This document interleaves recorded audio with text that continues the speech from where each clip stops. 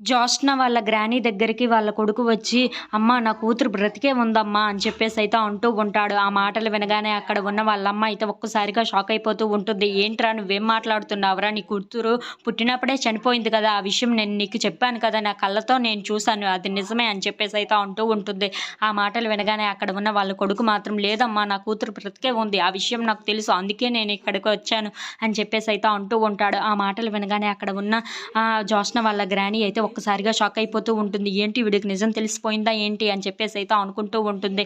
ఇంతలో అక్కడ ఉన్న వాళ్ళ గ్రానీ అయితే ఎక్కడ ఉందిరా ఇప్పుడు అని చెప్పేసి అయితే అడుగుతూ ఉంటుంది. ఆ మాటలు వినగానే అక్కడ ఉన్న వాళ్ళ కొడుకు అయితే, "లోపలే ఉందమ్మా పదమ్మా చూపిస్తాను" అని చెప్పేసి అయితే అంటూ ఉంటాడు. ఆ మాటలు వినగానే అక్కడ ఉన్న జోష్న వాళ్ళ గ్రానీ అయితే ఒక్కసారిగా షాక్ అయిపోతూ ఉంటుంది. ఏంటి వీడికి నిజం తెలిసిపోయినట్టు ఉంది. ఇప్పుడు పరిస్థితి ఏంటి అని చెప్పేసి అయితే అనుకుంటూ ఉంటుంది. ఇంతలో అక్కడ ఉన్న జోష్న వాళ్ళ గ్రానీ మాత్రం వీడికి ఎలాగైనా నిజం తెలియకుండా నేను దాచేయాలని చెప్పేసి అయితే అనుకుంటూ ఉంటుంది. If you like this video please like, share and